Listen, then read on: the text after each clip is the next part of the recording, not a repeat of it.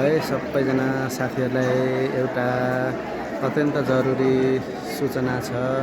वीरेन्द्र नमुना क्याम्पस भद्रपुर चन्द्रगढीमा चाहिँ स्वास्थ्य शिविर बसिरहेको छ।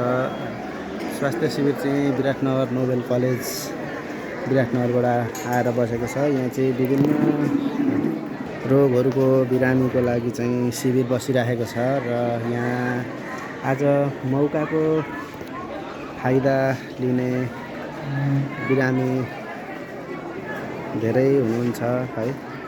हजुरहरू पनि मौकाको फाइदा लिएर आजै आफ्नो स्वास्थ्यलाई निशुल्क चेक गराएर